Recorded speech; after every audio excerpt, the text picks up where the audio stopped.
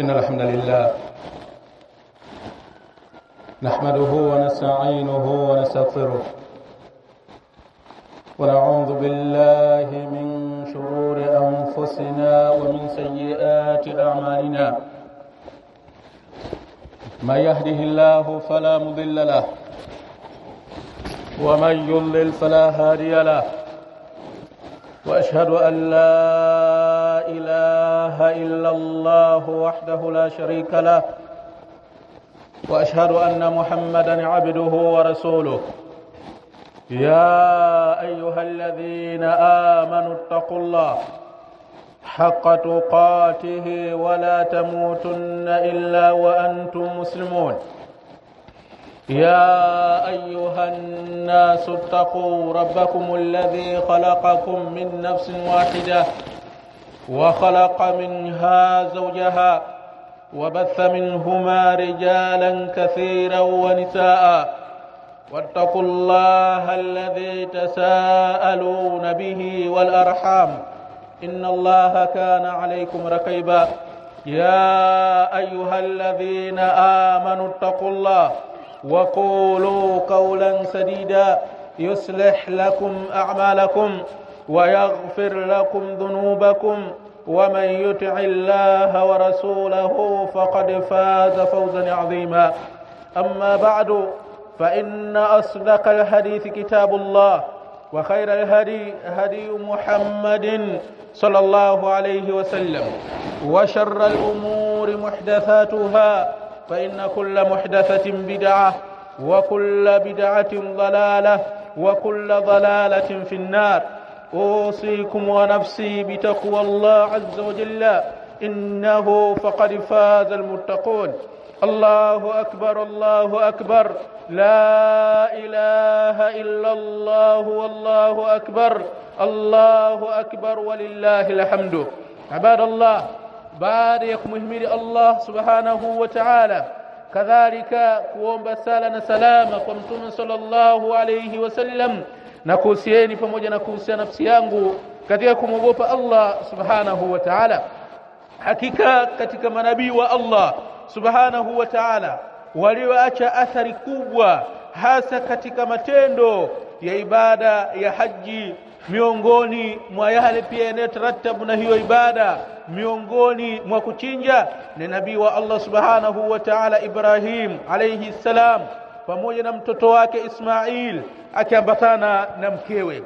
Ibrahim alayhi salam hakuna shaka ni katika manabii ambao athari yao ni kubwa mno, na kuna dua ambayo aliiomba ambayo Allah subhanahu wa ta'ala aliyoinukuu ndani ya Qur'an, dua ambayo ina mafundisho mengi na ina darasa chungu mzima. Kwa hiyo katika mazungumzo yangu leo tutaangalia hii dua ambayo aliiomba Ibrahim alayhi salam, dua ambayo Allah ya Qur'an anasema wa idh qala Ibrahimu rabbi ij'al hadha baladan aminan warzuq ahlahu min ath-thamarati man amana minhum billahi wal yawmil akhir qala wa man kafara fa umatti'uhu qalilan thumma adtarruhu ila adhabin nar wa bi'sal masir.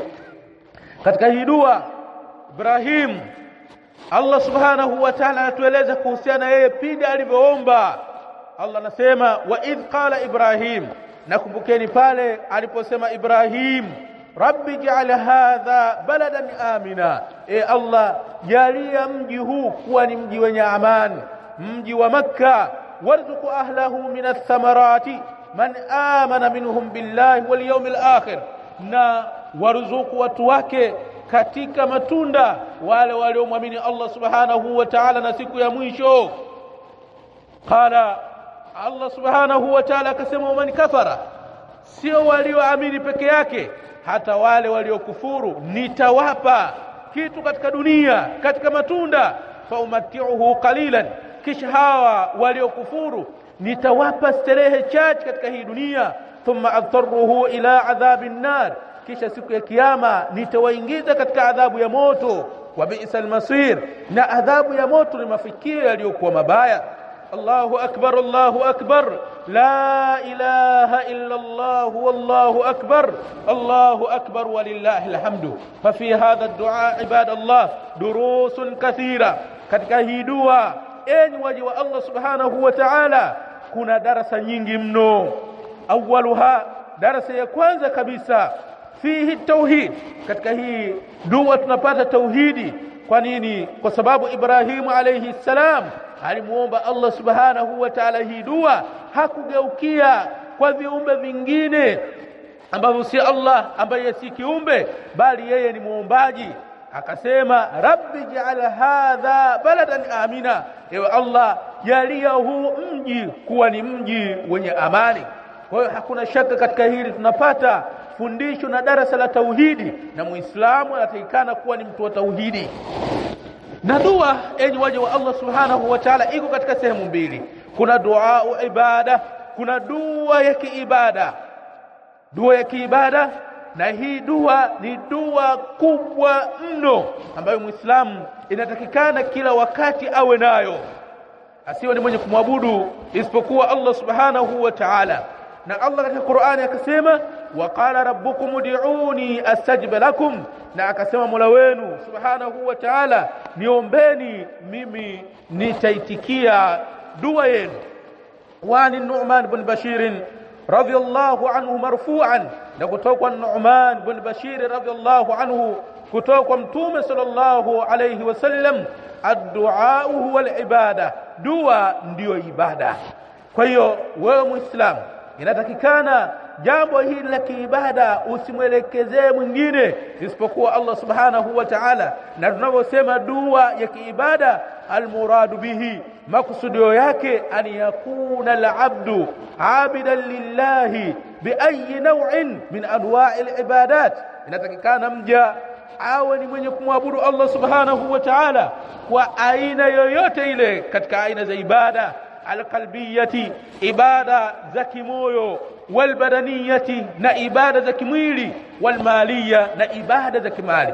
Muislamu wakati wote inatakikana muabudu Allah subhanahu wa ta'ala katika hizi ibada tulizoziashiria.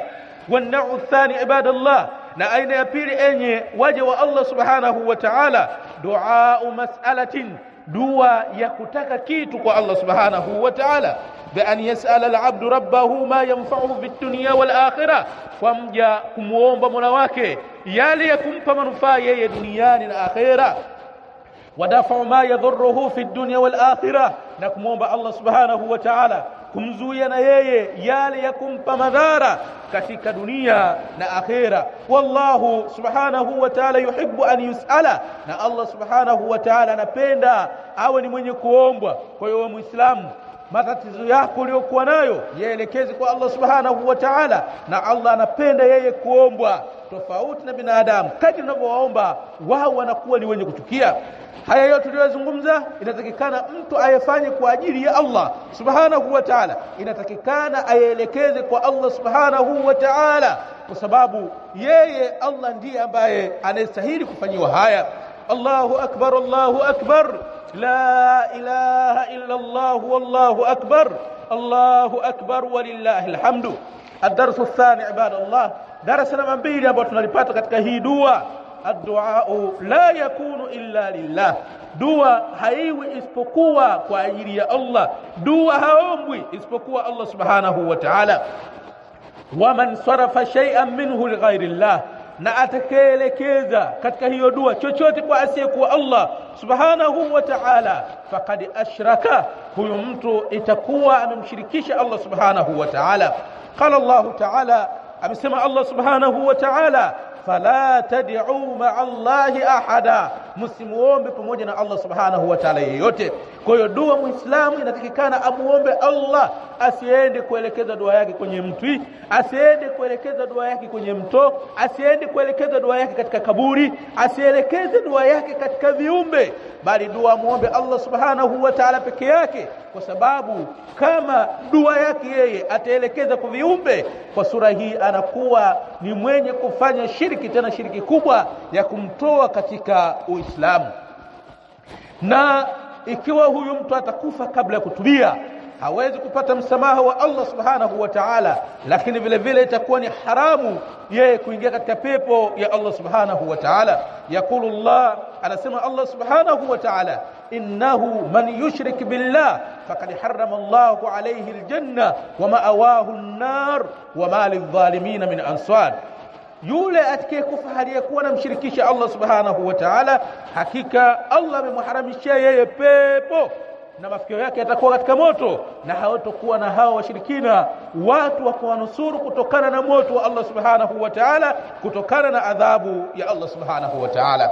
Kwa hiyo dua aelekezee Allah subhanahu wa ta'ala peke yake, kama ilivyokuwa ibada zingine zote zilizobakia waislamu wazifanye kwa ajili ya Allah subhanahu wa ta'ala peke yake, bali wao wanakumbuka kwamba wao wameumbwa na Allah na kuletwa katika hii dunia kwa ajili ya kutekeleza ibada zote kwa ajili ya Allah subhanahu wa ta'ala peke yake. Na yeyote atakayefanya ibada yoyote akamwelekezea asiyekuwa Allah, anakuwa ni mshirikina na inakuwa ni haramu yeye kuingia katika pepo ya Allah subhanahu wa ta'ala. Allahu akbar, Allahu akbar, la ilaha illa Allah, wallahu akbar, Allahu akbar walillahi alhamdu. Ibadallah, ad-darsu thalith, enyi waja wa Allah, darasa namba 3 ambalo tunalipata katika hii dua aliyoiomba Ibrahim alayhi salam, ni'matul amni, ni neema ya amani, wa hiya muqaddamatun ala talabi rizqi, bali amani ni yenye kutangulizwa juu ya kutafuta riziki. لأن إبراهيم عليه السلام دعا بالأمن أولا ثم بالرزق. Kwa nini? Kwa sababu Ibrahim alayhi salam alianza kuomba amani kwanza, kisha akaja kuomba riziki kwa watu wa mji wa Maka.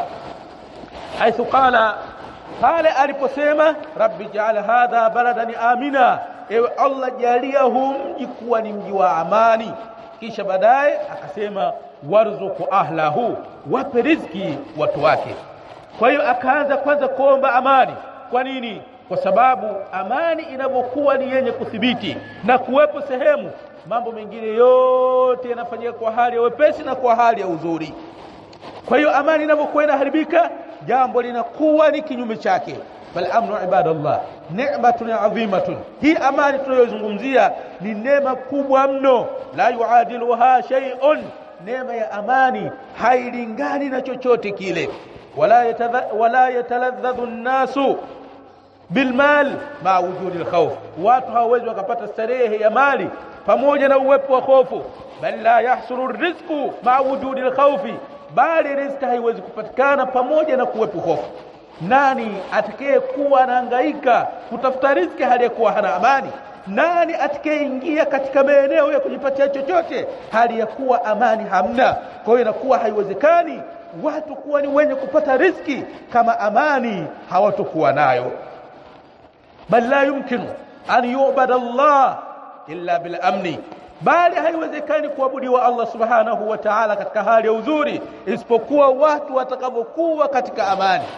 Faqad qala Allah subhanahu, hakika amesema Allah subhanahu wa ta'ala, falyabudu rabba hadha albayt, basi wamwabudu mola wa hii nyumba, yani alkaaba, alladhi at'amahum min ju'in, ambao amewalisha wao kutokana na njaa, wa amanahum min khawfin, na akawapa amani kutokana na hofu.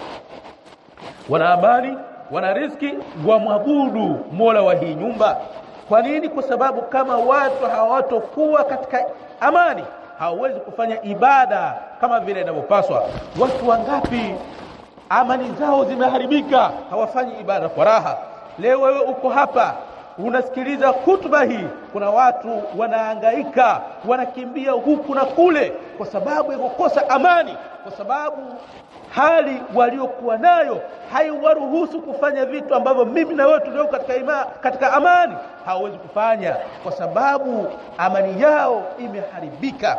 Kwa hiyo tukumbukeni kwamba amani ni kitu kikubwa na ni neema kubwa mno, na inatakikana sisi tufanye kila tunavyoweza kuhakikisha amani inakuwa ni yenye kuendelea na kuthibiti katika nchi yetu na katika maeneo yetu, kwa sababu jambo likiwa kinyume na hivyo, inawezekana hata yale ya Kiislamu ambayo wewe leo hii unayatekeleza usiyatekeleze tena. pale maharibiko yatakapokuwa ni yenye kutokea. Fal amna ibadallah. Kwa hiyo amani enyi waja Allah, lianahu daruratul hayat, kwa sababu amani ni kitu muhimu zaidi katika maisha ya watu. Wabihi tatimul masalih, na kwa kupitia amani maslahi yanakuwa ni yenye kutimia. Watastaqimul hayat, na maisha ya watu yanakuwa ni yenye kunyooka na kuwa sawa sawa. Wa bila aksi, na kinyume chake inakuwa kinyume chake. Amani inapokuwa inatoweka, maslahi hayawezi kutimia. Amani inapokuwa inatoweka, maisha hayawezi kuwa katika hali ya sawa, bali inakuwa ni fujo. Nani atakayekuwa ametoka nyumbani kwake akaenda shambani hali ya kuwa katika mji kuna vurugu? Nani atakayeweza kufungua duka lake hali ya kuwa katika mji kuna vurugu? Haya mambo hayawezekani. Lakini amani itakapokuwa ipo na watu wakawa katika amani, haya yanawezekana kufanyika, kama vile ambavyo mimi na wewe leo hii tunavyoweza kuyafanya haya mambo, kwa sababu tuko katika amani.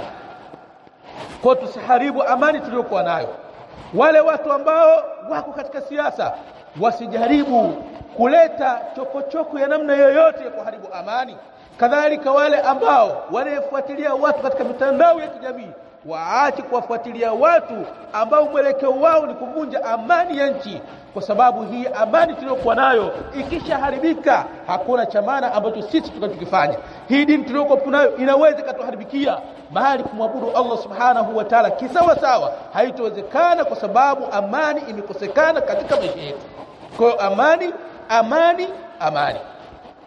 bali muumini hawezi kuwa muumini wa sawa sawa mpaka watu wawe na amani kutokana na yeye.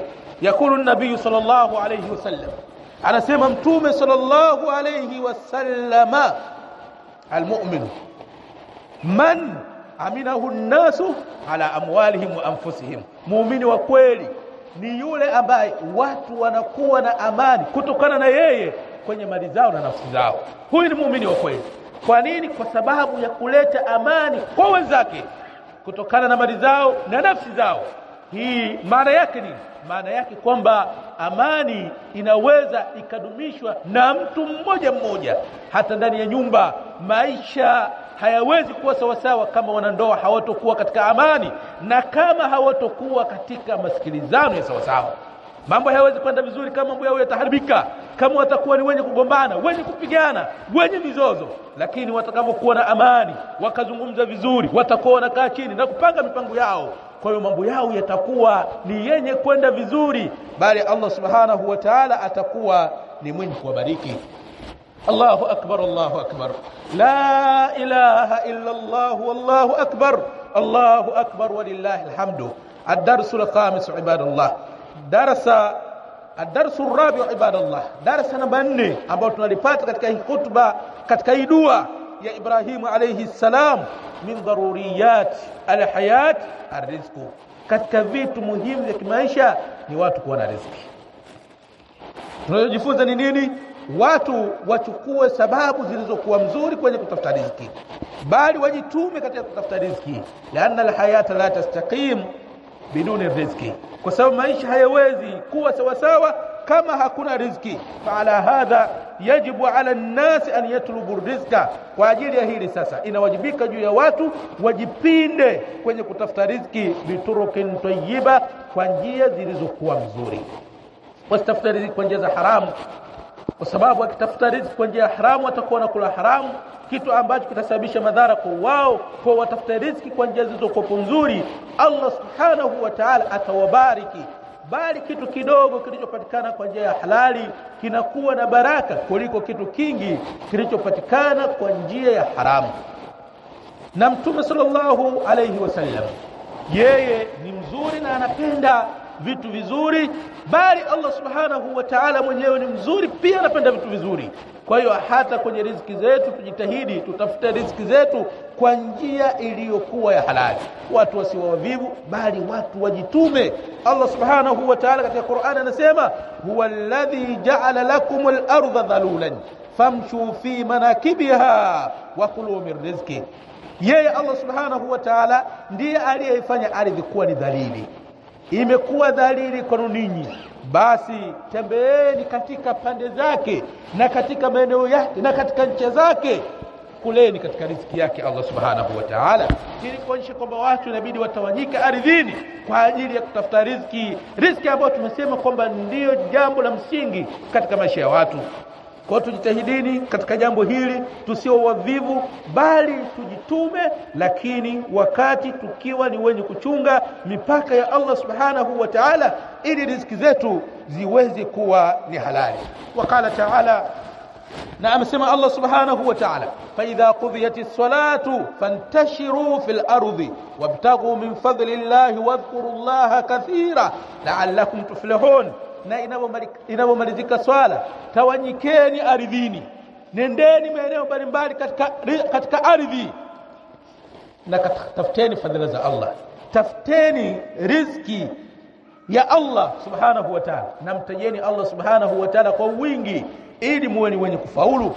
Wa qala sallallahu alayhi wasallam, na amesema mtume sallallahu alayhi wasallam, ma akala ahadun ta'aman qattu khairan min an yaakula min amali yadi.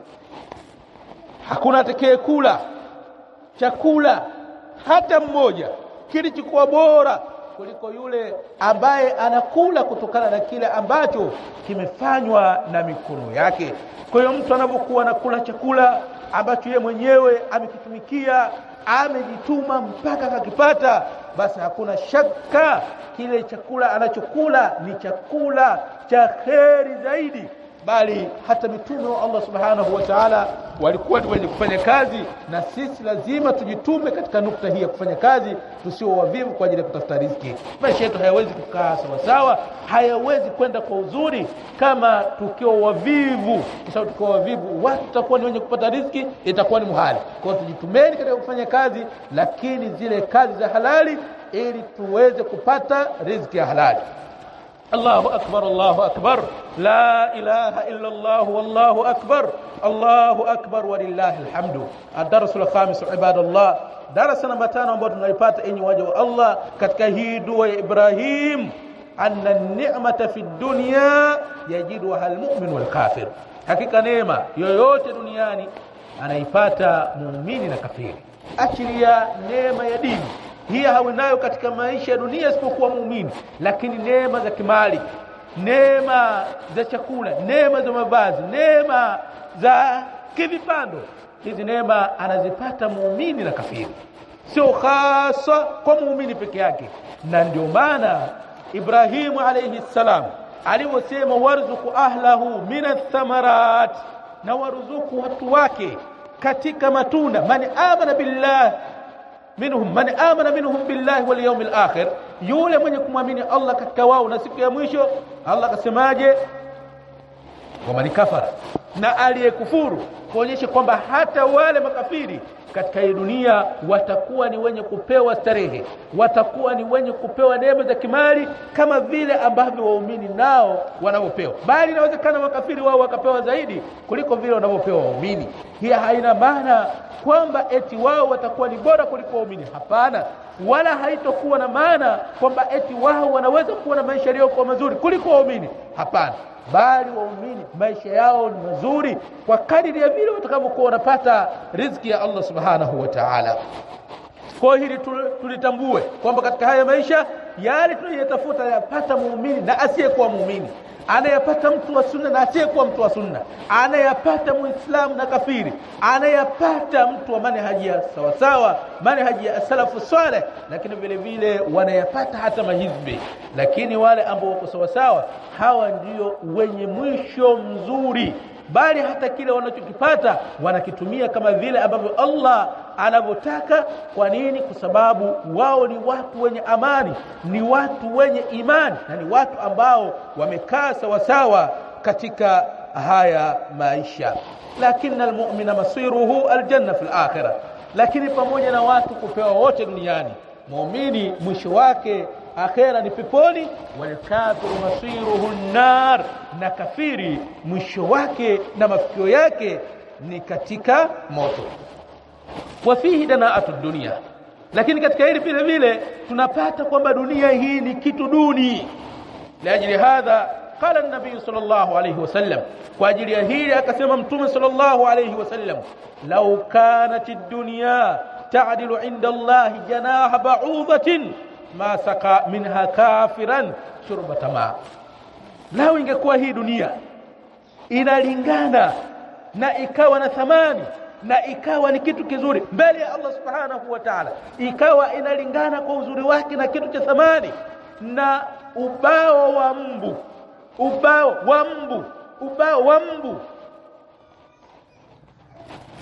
kitu duni, kitu cha pesi. Lakini kama dunia uzito wake na thamani yake ingekuwa inalingana na ubawa wa mbu, basi Allah subhanahu wa ta'ala asingemnywesha kafiri funda la maji. Isingewezekana kabisa hiyo. Lakini kwa vile ni kitu duni, bali ni maisha ambayo Allah amejalia ili watu wapitie katika hayo maisha ili waende peponi au motoni, Allah subhanahu wa ta'ala anakuwa anampa kila mmoja katika haya maisha, lakini mwisho uliokuwa mzuri ni wa waumini. Kwa katika hii dua tunaona kwamba katika hii dunia Allah subhanahu wa ta'ala anampa kila mmoja, lakini mwisho uliokuwa mzuri ni wa waumini. Hizi darasa 5 ndizo ambazo kwa uchache tunazoleta katika hii hutuba, wa ila kuna darasa nyingi mno zinazopatikana katika hii dua ambayo kwa haraka unaweza ukaisoma kwa haraka na ukaona kama vile ndani yake hamna kitu cha msingi, lakini ndani yake kuna vitu vingi mno ambavyo Muislamu atajifunza na atapata darasa na atakuwa amekaa vizuri kama atafuata yale yaliyoko ndani yake. Allahu akbar, Allahu akbar, la ilaha illa Allah, wallahu akbar, Allahu akbar walillahi alhamdu. Ibadallah, enyi waja wa Allah, nahnu fi yawmin adhimin, sisi leo tuko ndani ya siku kubwa min ayyamillah, katika masiku ya Allah subhanahu wa ta'ala, wa huwa yawmun nahar, siku ambayo sisi tuko ndani yake ni siku ya kuchinja, wa yawmul hajj al-akbar, na hii siku tuliyoko ndani yake ni siku ya haji kubwa. Mimi na wewe tuko katika mswala huu, lakini mahujaji inawezekana tayari wameshatupa mawe katika kiguzo kikubwa, na inawezekana tayari washachinja kwa wale ambao wanavichinjwa. Baada ya hapo watakuwa ni wenye kunyoa. Kadhalika baada ya hapo wataenda kutupa mawe katika Kaaba kwa wale ambao watakayekuwa na nguvu kwa siku ya leo. Kwa hii siku ambayo tuko ndani yake ni siku kubwa mno, bali matendo mengi ya haji yanafanyika hii siku ambayo mimi na wewe tuko ndani yake. Bali sisi tu katika mswala, baada ya hapo tutatekeleza ibada ya kuchinja kwa wale ambao wameandaa vichinjwa. Kwa hii siku hii watu wasichukulie kuwa ni siku ya kawaida, ni siku ndogo. Hapana, bali hii siku ni siku kubwa mno, kwa sababu yanayofanyika ndani yake ni mambo makubwa ya kuabudiwa Allah subhanahu wa ta'ala. Wa huwa afdalu ayami sana, na hii siku ambayo tuko ndani yake ni bora ya masiku ya mwaka. Fa hadha al-yawm binisbati lana, katika hii siku hii kwa mnasaba wetu sisi, yaumu dhikri wa shukr, ni siku ya kumtaja Allah subhanahu wa ta'ala na ni siku ya kumshukuru Allah subhanahu wa ta'ala. Wa yaumu dhabhi wan nahr, na ni siku ya kuchinja. Baada ya hii swala ambayo tumeswali, na baada ya hapo bado takbira zitakuwa zenye kuendelea. Kwa lazima watu waone wako katika siku kubwa, siku ambayo inatakikana wao wanafanya yale ya kumridhisha Allah subhanahu wa ta'ala na wakae mbali na yale ambayo Allah subhanahu wa ta'ala hayapendi. Baada ya hapo watu watakula katika vichinjwa vyao. Kadhalika wale ambao Allah subhanahu wa ta'ala amewaruzuku watakuwa ni wenye kuandaa vyakula na kuwaalika ndugu zao, marafiki zao, kadhalika kuwalisha watu wasiokuwa na uwezo katika Waislamu. Lakini tunakumbuka kwamba hii siku yenyewe tunayozungumza leo hii ni siku ya Ijumaa. Kwa kuna hii swala ya Eid ambayo tumeiswali, lakini vile vile kuna jambo la swala ya Ijumaa. Yule ambaye amehudhuria swala ya Eid, basi uwajibu wa swala ya Ijumaa unaanguka kwake yeye. Anaweza kaenda kuswali Ijumaa, na akitaka hawezi kuswali Ijumaa, na asiposwali Ijumaa lazima aswali adhuhur, lakini kwa imam ni lazima asimamishe Ijumaa kwa sababu inawezekana kuna watu hawaje swali swala ya Eid, waende wakaswali Ijumaa, lakini vile vile wako ambao wameswali swala ya Eid lakini baadaye wakaamua kwenda kuswali swala ya Ijumaa. Kwa hiyo ni siku ambayo kumekusanyika haya mambo mawili. Kwa hiyo sura yake kwa ufupi ni hiyo ambayo tumeieleza. Allahu akbar, Allahu akbar, la ilaha illa Allah, wallahu akbar, Allahu akbar, walillahi alhamdu. Enyi waja wa Allah, as-salafu salih walikuwa wanafungizana wao kwa wao kwa kuswali hii swala ya Eid na kwa mnasaba wa Eid. Wa nahnu naqulu kadhalika taqabbal Allahu minna wa minkum salih al-a'mal. Subhanakallahumma wa bihamdik wa ashhadu an la ilaha illa anta astaghfiruka wa atubu ilayk.